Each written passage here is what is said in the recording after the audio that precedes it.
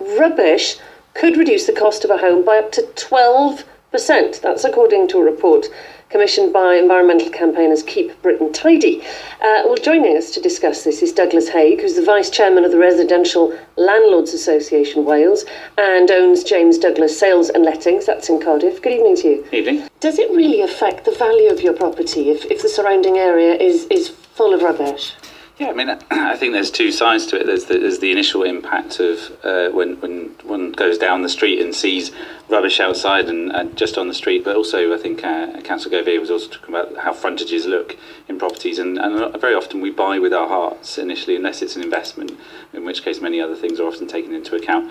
But I think the wider impact of this needs to be looked at, because ultimately some rubbish and some bins out on the front don't reduce the value of your property by 12% in Wales would be an average of just over £10,000. So it's more what it means or £17,000. Sorry, it's more about what it means in terms of the impact on the community and what's going on behind that. So very often antisocial behaviour or some empty properties in the area, or maybe crime is slightly higher. But that is going to bring the price down, isn't it? Exactly, yeah. And I think the how people take care of their properties is very often an indicator of what's going on in the wider community. So when you're out looking for a house, you walk down a street and you see loads of litter, you're automatically going to make assumptions about it. I think there's a connection there. So if all of a sudden tomorrow you clean up a litter, all the litter from the street is not going to suddenly upvalue the street by over £17,000 because you've done that. The street areas get reputations, property values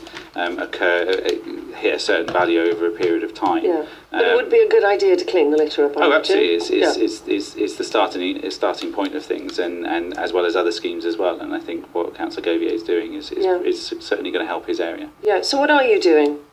There's a number of things. I think first we're trying to change the perception of the area. So in essence, sort of residents are beginning to fight back against the minority that will, that treat the area with disregard. Yes. So that's the first aspect, and there's very outward-looking symbols of that, like people who put Keep Grangetown Tidy sticker in their windows, similar to that of Neighbourhood Watch once upon a time. Yes.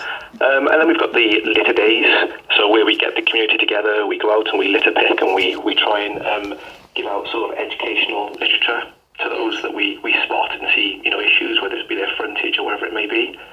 And then there's general reports, so where the residents hold us as councillors to account in terms of social media. We have to report back every month on areas that we're focusing on.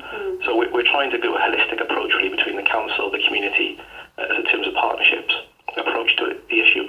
So you got this community litter pick this weekend. How many people do you expect to turn out and do this? Do people really get behind it? Thousands. No, I think we're going to get a good turnout. I mean, we've contacted businesses. Be careful what you wish for, Douglas.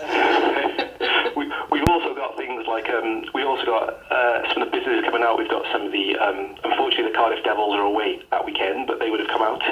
So we're really bringing in a cross section of people and businesses in Grangetown to really get involved in this, and this will be the first of many, really. Okay, well, thank you for joining us, and good luck with that. Councillor Ashley Govier from Grangetown in Cardiff, also Douglas Haig, Vice Chairman of the Residential Landlords Association in Wales.